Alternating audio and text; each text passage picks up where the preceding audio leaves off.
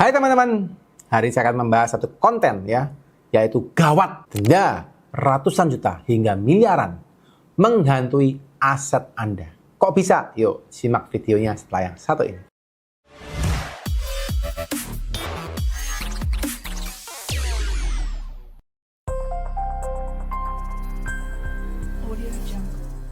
Oke teman-teman, hari ini saya membahas soal waris ya, dimana banyak yang masih nggak paham soal waris ya. Banyak teman-teman yang ngomong gini, Pak, waris itu adalah suatu objek pajak yang bebas pajak, Pak. Yes, tapi sudah sempat ditegaskan bahwa warisan yang belum terlapor di SPT itu adalah warisan yang seharusnya tidak diperkenankan untuk dilaporkan ya. Jadi warisan yang bebas pajak adalah warisan yang sudah dilaporkan oleh pemilik warisnya, ya, pemilik hartanya di dalam SPT-nya baru boleh diwariskan secara legal, ya. Nah, untuk diwariskan secara legal, maka harus ada akte waris yang tepat. Karena waris itu ada akte warisnya, dibuat di notaris, ya. Jadi nggak asal ngomong waris, tapi nggak ada akta warisnya. Nah teman-teman, yang perlu Anda pahamin bahwa gini, mungkin Anda yang banyak berpikir, loh Pak, kakek saya dulu nggak pernah buat NPWP Pak, gitu ya. Nenek saya juga nggak pernah buat NPWP. Ya, itu kan sudah aset lama Pak, kok dimintain pajak? Nah ini memang salah satu hal yang memang ngomong bisa fair, nggak unfair ya, tergantung. Ini nggak ada pro dan kontra ya terhadap siapapun. Tapi saya nyampaikan aja secara aturan. Ya, sekali lagi secara aturan. Nah, kalau memang Anda berpikir seperti itu, yes, memang waktu itu kakek Anda atau nenek Anda atau orang tua Anda tidak lapor SPT.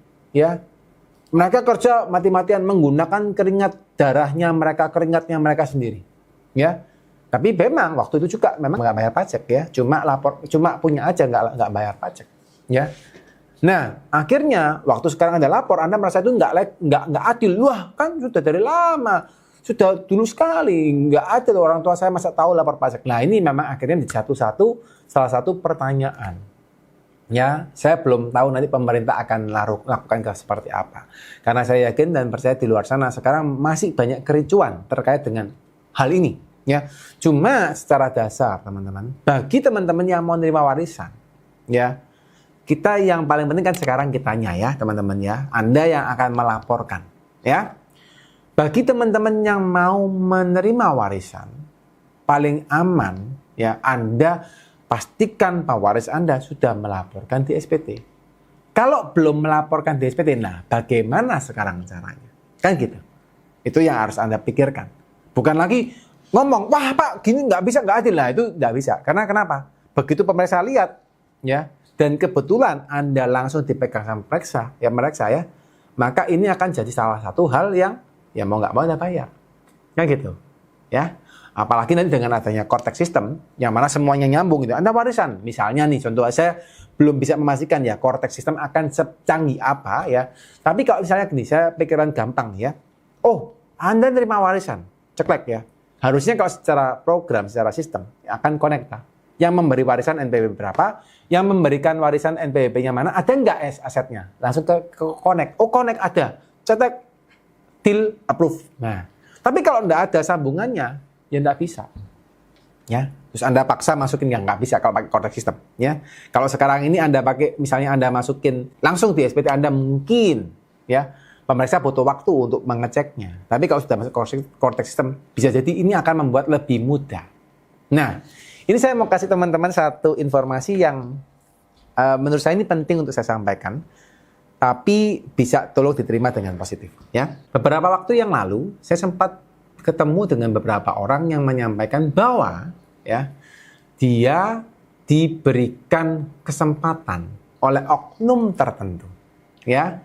Di mana oknum tertentu ini adalah oknum dari petugas, gitu ya, dari petugas. Ya saya sampaikan apa jabatannya. Mungkin siapa tahu video ini bisa sampai ke atas dan bisa dipertimbangkan. Yang mana petugas tersebut menyampaikan bahwa, Pak, silakan Pak Anda masukkan dengan warisan. Terus dari sana ketika masukkan dengan warisan, padahal harusnya itu bukan warisan.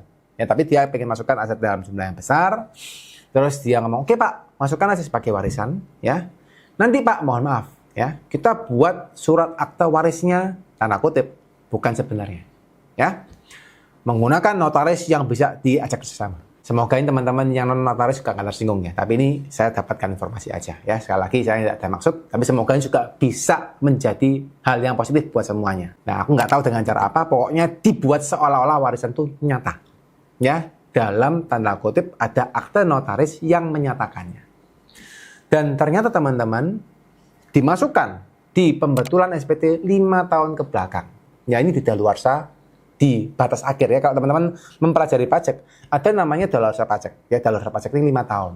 Ya, dan ini digunakan memperbaiki SPT yang tahun kelima. Dan di-approve oleh orang tersebut. Karena orang tersebut memiliki mandat untuk meng-approve pembetulan SPT tahun kelima tersebut.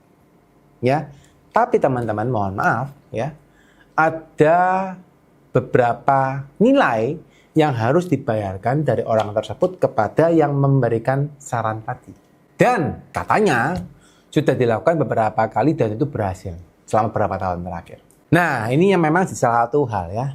Mungkin saya sebagai pihak yang menyuarakan di sini ya, saya mengatakan seharusnya itu bukan hal yang benar. Kenapa? Karena ini mengakali peraturan atau daluarsa pajak. Dan mungkin beliau melihat ada celah di mana ketika melakukan pembetulan tidak teraudit oleh petugas yang atas. Ya, karena mungkin belum ada otorisasi yang melakukan audit terhadap perlakuan seperti itu. Tapi kalau saya ngomong ini adalah fraud, ya, ini adalah kecurangan. Karena kebetulan saya sering membantu perusahaan-perusahaan untuk ngurusin soal kecurangan. Gimana caranya meminimalkannya. Tapi saya lihat nih, ini kecurangan, ya. Dan ini bukan cara yang baik untuk mendidik wajib pajak yang baik dan benar. Karena saya yakin dan percaya pemerintah lagi pingin supaya Indonesia ini menjadi negara yang makmur, negara yang adil, negara yang seluruh masyarakatnya bisa mengikuti impian daripada pemerintah. Ya, yaitu dengan salah satunya bayar pajak yang benar, ya, transparan dengan pemerintah. Dan pemerintah juga lagi bangun, ya, korupsinya diturunkan dan sebagainya, ya, banyak proses-proses supaya akhirnya pembangunan jalan dengan lancar, ya. Nah, masalahnya masih ada oknum-oknum seperti itu. Nah, saya nggak tahu, tapi saya cuma memperkirakan. Ya. Kalau bagi saya, buat teman-teman yang mungkin untuk teman-teman entrepreneurs yang mendapatkan tawaran seperti itu, saran saya nggak usah diambil. Saran saya, ya, jangan diambil. Ya, mungkin bagi Anda kelihatannya menarik, ya. Karena Anda bayar sejumlah kecil untuk masukkan aset harta Anda ke sana, tapi menurut saya itu jangan Anda ambil. Kenapa teman-teman? Karena gini, kalau seandainya, ini saya nggak tahu ya apakah atas bagian pusat sudah mengetahui terkait dengan ini. Tapi kalau sampai itu tahu, dan ternyata teman-teman, ini hanya proyeksi saya gitu ya, secara personal ya. Kalau atas sampai tahu, dan memang saya tahu bagian-bagian atas ini banyak yang positif semua. Ya kepingin semuanya adil dan open. Ya, jadi nggak mau yang ada yang gitu-gitu ya. Ternyata mereka melakukan treatment audit, ya, mengaudit 10 tahun terakhir. Ditemukan ada miss. Tahun ke-6 ke tahun ke-5 tiba-tiba muncul harta warisan yang besar. Dan itu sangat gampang dilakukan teman-teman karena datanya ada, ya. Tinggal diaudit ulang ya atau pakai program di mapping, lihat kenaikan hartanya WP tahun ke tahun. Make sense enggak? Masuk akal enggak? Sama enggak? Ketahuan jret, ada yang masuk harta ratusan miliar menggunakan skema warisan di tahun kelima. Di tahun 2000 misalnya berapa, 2019 misalnya gitu ya. Anda dipanggil. Oke? Ketika Anda dipanggil, Anda nggak bisa berkata-kata. Ya, kok tiba-tiba muncul? Ya, ini, ya. Mana buktinya? Warisannya mana? Oh, nggak ada. Oh, oke ya, misalnya ya. Ternyata ketahuanlah ya Anda. Ya, misal Anda ketahuan, yang paling parah adalah apa? Anda akan diminta bayar. Pasti tak?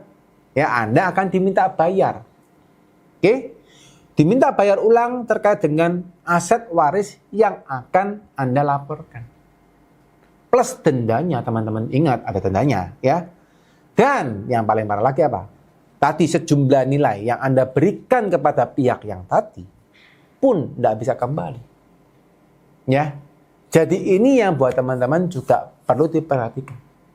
Ya, semoga video ini bisa sampai ke atas ya teman-teman. Dan mungkin prosedur audit ini bisa dilakukan dengan maksimal ya. Supaya apa? Semuanya kita adil dan merata. Bahwa kita mau taat pajak, ya taatlah semua kita taat dengan baik. Buat teman-teman yang ingin belajar teks pajak secara online ya, kami juga siapkan materi namanya Mahir Pajak UMKM ya, 21 hari dan Anda tinggal belajar di rumah saja ya, nggak usah kemana-mana. Belajar di rumah saja, Anda tinggal lihat videonya, sudah kami buatkan sesimpel mungkin untuk teman-teman yang belum paham pajak, sampai Anda bisa mengerti bagaimana membuat SPT Anda dengan baik ya dalam materi tadi. E-course Mahir Pajak UMKM 21 hari. Anda bisa dapatkan linknya juga di deskripsi. Sekian buat teman-teman. Semoga video ini bermanfaat. Bagi teman-teman yang merasa bermanfaat, silakan share video ini ke teman-temannya yang lain supaya bisa nambah wawasan. Terus teman-teman yang suka dengan video ini silahkan di like dan subscribe supaya dapat terus konten dari saya. Dan teman-teman yang mau komen silakan di bawah ya. Cuma yang pengen dapat jawaban cepat ya mungkin nggak perlu komen di bawah ya, karena saya jawabnya susah. Anda boleh follow saya di Instagram, terus DM saya di Instagram, akan lebih gampang saya jawabnya ya. Sekian teman-teman, see you, dan teman-teman semoga semakin sukses, sehat dan bahagia ya. Bye bye.